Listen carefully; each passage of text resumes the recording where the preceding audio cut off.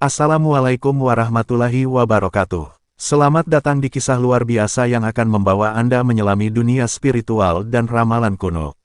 Ini adalah cerita tentang Mbah Hendy, seorang perantara yang dipercaya membawa pesan takdir dari alam tak kasat mata. Kisah ini dimulai dengan pertemuan mistisnya bersama Mbah Semar, yang membisikkan ramalan tentang kekacauan dan kebangkitan kembali Majapahit.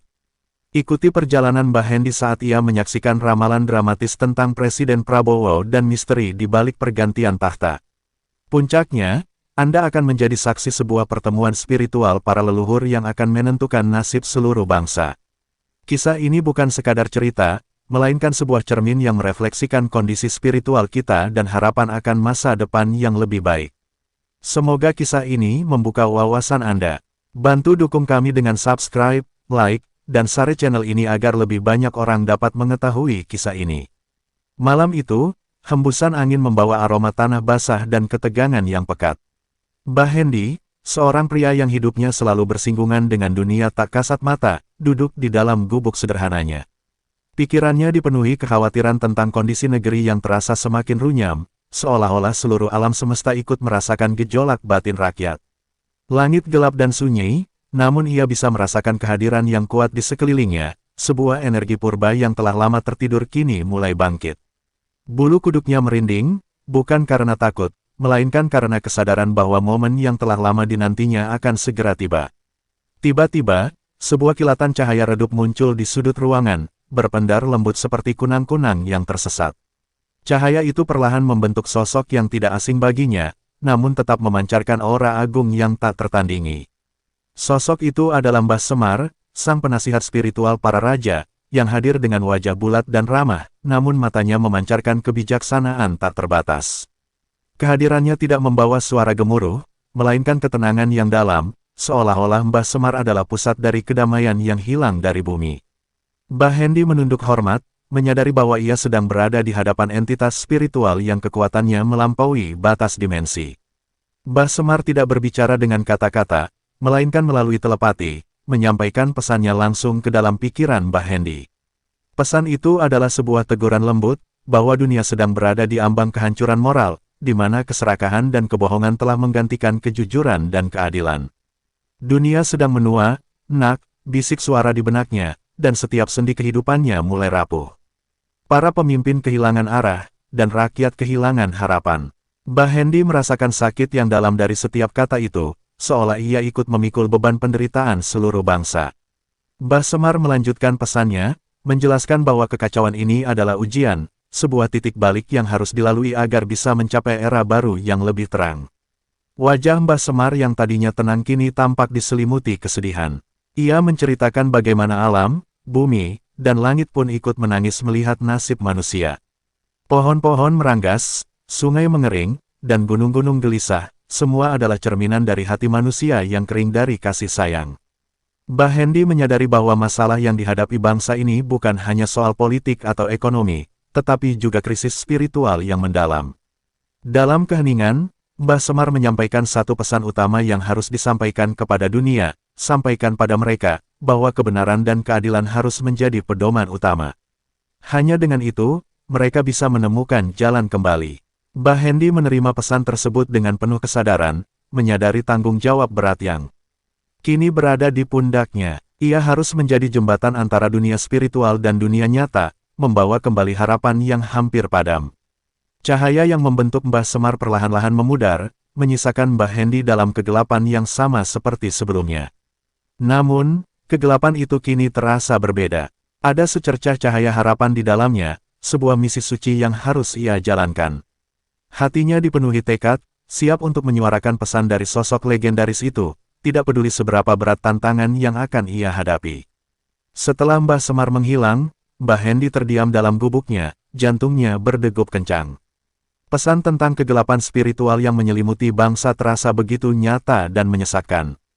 Ia mencoba mencerna setiap kata yang ditanamkan dalam benaknya, namun ada satu hal yang terus menggema, ramalan tentang kembalinya Majapahit. Mbah Hendy menghela napas panjang, ia tahu ini bukanlah sekadar cerita dongeng, melainkan sebuah janji yang disematkan oleh semesta. Malam itu terasa lebih dingin dari biasanya. Mbah Hendy melangkah keluar, menatap langit yang dipenuhi bintang namun terasa hampa. Ia merasakan getaran aneh dari dalam tanah, seolah-olah bumi itu sendiri sedang gelisah, menunggu saat yang tepat untuk membuka rahasia kunonya. Getaran itu adalah sinyal, sebuah isyarat bahwa masa-masa sulit yang dirasakan oleh rakyat adalah pertanda yang tak terbantahkan, bahwa krisis adalah sebuah proses kelahiran kembali. Dalam bisikan angin, Mbah Hendi mendengar suara-suara kuno yang membawanya pada sebuah pepatah lawas, Miak Sumping Gajah Huling Widar. Pepatah itu bukan sekadar rangkaian kata, melainkan sebuah kunci menuju pemahaman yang lebih dalam. Miak Sumping merujuk pada kebangkitan kembali kekuatan yang tersembunyi, sedangkan Gajah Huling Widar melambangkan kebijaksanaan dan kejayaan yang telah lama terlupakan. Pepatah ini kini terasa hidup, berbicara langsung kepadanya. Mbah Hendi menyadari bahwa kembalinya Majapahit bukanlah tentang rekonstruksi fisik sebuah kerajaan, melainkan tentang bangkitnya kembali nilai-nilai luhur yang pernah menjadi pondasinya. Nilai-nilai seperti keadilan, persatuan, dan penghormatan terhadap alam semesta. Semar memberitahunya bahwa ketika manusia paling terpuruk, saat itulah nilai-nilai agung tersebut akan muncul kembali dari dalam jiwa kolektif, seperti tunas baru yang mekar dari abu. Rasa rindu akan keagungan masa lalu mengalir dalam dirinya, namun juga diselimuti kesadaran bahwa jalan menuju kebangkitan itu dipenuhi tantangan. Mbah Hendi melihat bayangan raja-raja dan pahlawan kuno berdiri di hadapannya, seolah-olah mereka adalah penjaga yang sabar, menunggu keturunan mereka untuk kembali pada jalan yang benar. Mereka tidak datang untuk menghukum, melainkan untuk membimbing, memberikan petunjuk yang tersembunyi dalam sejarah. Mbah Hendi memejamkan mata, membiarkan dirinya tenggelam dalam ramalan itu. Ia melihat citra sebuah bangsa yang terpecah belah, namun di baliknya, ada benang tak terlihat yang perlahan-lahan menyatukan mereka. Kekacauan yang terjadi bukanlah akhir, melainkan awal dari penyatuan kembali, sebuah proses pemurnian yang diperlukan untuk membersihkan jiwa bangsa dari kegelapan. Mbah Hendi kini memiliki pemahaman yang lebih dalam, bahwa tugasnya bukan hanya menyampaikan pesan, tetapi juga menjadi saksi mata dari sebuah perubahan yang sangat besar. Ia bangkit dari duduknya, hatinya dipenuhi tekad baru. Mbah Hendi tahu, ramalan tentang Majapahit adalah api harapan yang harus ia jaga agar tetap menyala di tengah badai. Ia harus menjadi pembawa berita, mengingatkan setiap orang bahwa di balik setiap kekacauan, selalu ada potensi untuk sebuah kebangkitan yang lebih agung. Dengan semangat baru, ia bersiap untuk menghadapi tantangan berikutnya, siap untuk melihat bagaimana ramalan kuno itu akan terwujud di depan matanya. Setelah menerima pesan tentang kebangkitan Majapahit, batin Mbah Hendi terasa bergejolak. Ia kembali duduk, merenungkan implikasi dari wahyu yang baru saja ia terima. Namun, ketenangan pikirannya kembali dipecah oleh pesan baru yang lebih spesifik, sebuah ramalan yang langsung tertuju pada masa depan seorang pemimpin. Mbah Hendi merasakan getaran energi yang berbeda, lebih tajam dan mendesak, seolah-olah waktu sedang berlari kencang. Mbah Hendi melihat sebuah gambaran mental, seorang pemimpin, dengan segala harapan dan beban di pundaknya. Sosok itu adalah Prabowo Subianto, yang baru saja memulai perjalanannya. Dalam visinya, Mbah Hendi merasakan tekanan luar biasa yang menyelimuti pemimpin tersebut. Ada sorotan yang tak pernah padam, keraguan dari berbagai pihak, dan tanggung jawab yang tak terhingga untuk membawa bangsa ini keluar dari kekacauan. Ramalan itu muncul sebagai sebuah syarat yang tegas, jika ia berhasil menyelesaikan masalah bangsa sebelum Agustus, ia akan memimpin selama 5 tahun penuh. Mbah Hendi terperangah. Waktu yang diberikan begitu singkat, sebuah tenggat yang hampir tidak mungkin tercapai. Ini bukanlah sebuah ramalan yang pasif, melainkan sebuah ujian yang menuntut tindakan cepat dan keputusan yang berani. Mbah Hendi menyadari bahwa setiap hari yang berlalu memiliki bobot yang sangat besar. Ia merasakan aura kegelisahan dari alam, seolah-olah alam sendiri ikut menahan napas, menunggu apakah pemimpin ini akan mampu memenuhi syarat tersebut. Langit malam tampak lebih gelap, dan angin berbisik dengan nada cemas. Mbah Hendi tahu, ramalan ini bukan hanya untuk Prabowo, melainkan juga untuk seluruh rakyat. Ini adalah kesempatan terakhir untuk membuktikan bahwa mereka bisa bersatu dan bekerja sama, atau selamanya terjebak dalam lingkaran masalah yang sama. Mbah Hendi memejamkan mata, membayangkan bagaimana nasib bangsa ini tergantung pada keberhasilan satu orang. Ia melihat berbagai rintangan yang harus dihadapi, intrik politik, krisis ekonomi, dan ketidakpercayaan publik yang mengakar. Ini adalah pertarungan melawan waktu, melawan keraguan, dan melawan kekuatan gelap yang berusaha mempertahankan kekacauan. Ramalan tersebut adalah sebuah pedang bermata dua, janji dan ancaman dalam satu paket. Ia kembali membuka mata, hatinya dipenuhi tekad untuk menyampaikan pesan ini. Meskipun terasa berat, Mbah Hendi tahu ia harus menjadi perantara. Ia harus mengingatkan semua pihak bahwa nasib bangsa berada di ujung tanduk, dan bahwa setiap langkah dan keputusan memiliki konsekuensi yang sangat besar. Ia merasakan dorongan kuat untuk bangkit, untuk bersiap menyampaikan berita yang bisa mengubah arah sejarah. Mbah Hendi mengangguk pada dirinya sendiri, menerima takdir yang telah diberikan. Ia kini adalah pembawa pesan yang paling vital, memikul ramalan yang sangat krusial. Ia yakin, meskipun jalan di depannya penuh rintangan, ia harus melaksanakan tugasnya, karena masa depan bangsa ini bergantung pada seberapa cepat pesan ini dapat tersampaikan dan dipahami oleh mereka yang berkuasa. Mbah Hendi merasakan beban ramalan itu menimpanya seperti bongkahan batu. Pikiran tentang tenggat waktu yang begitu sempit untuk Presiden Prabowo terus menghantuinya. Namun, yang lebih mencekam adalah kelanjutan dari ramalan tersebut, sebuah skenario mengerikan jika sang pemimpin gagal memenuhi syarat yang diberikan. Mbah Hendi memejamkan mata, dan dalam kegelapan pandangannya, ia melihat sebuah realitas alternatif yang dingin dan penuh ketidakpastian. Visi itu dimulai dengan gambaran yang suram, bulan Agustus telah berlalu. Rakyat masih dilanda kegelisahan, masalah-masalah tak terselesaikan, dan kekecewaan publik mengikis harapan. Dalam kegagalan itu, Mbah Hendi merasakan getaran energi dari takdir yang berbalik arah. Seolah-olah tangan takdir yang tadinya menggenggam erat, kini melepaskan pegangannya, membiarkan alur sejarah berbelok tajam ke arah yang tidak terduga. Dalam keheningan, sebuah nama berbisik di benaknya, Gibran. Mbah Hendi melihat sebuah takhta yang kosong, namun bukan karena kekalahan, melainkan karena pergeseran. Ia melihat Prabowo masih berada di sana, tetapi kekuatannya telah sirna, seolah-olah mahkotanya telah berpindah tangan secara diam-diam. Gibran, yang tadinya berada di bayang-bayang, kini berdiri di depan, menyerap energi dari kekosongan yang diciptakan oleh kegagalan itu. Pesan spiritual yang diterima Mbah Hendi semakin dalam. Ia melihat sebuah roh kuno, Ratu Pingit, yang dikenal sebagai penjaga keseimbangan, memasuki tubuh Gibran.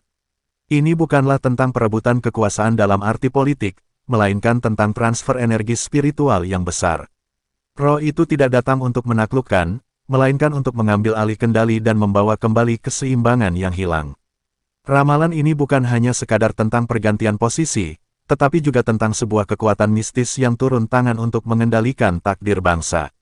Mbah Hendi menyadari bahwa Gibran bukanlah sekadar pewaris, tetapi sebuah kapal yang ditakdirkan untuk membawa roh kuno tersebut.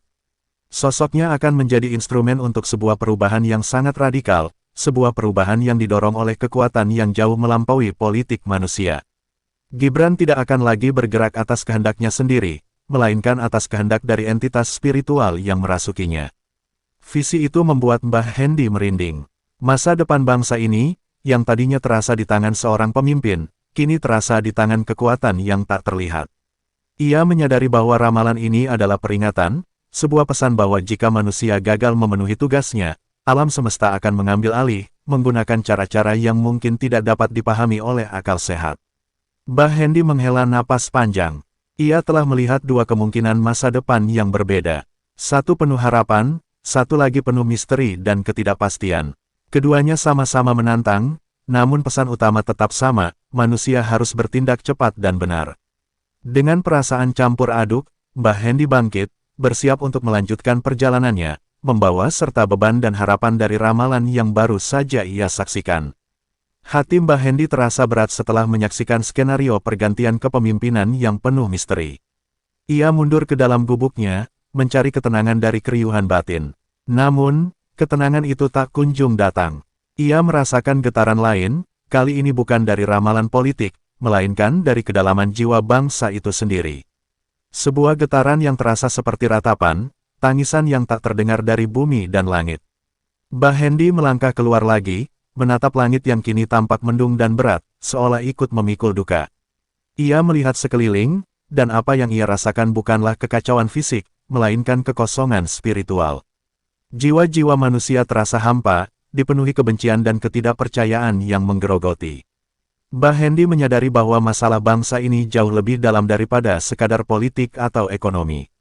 Akar masalahnya adalah kekeringan batin, hilangnya koneksi dengan nilai-nilai luhur.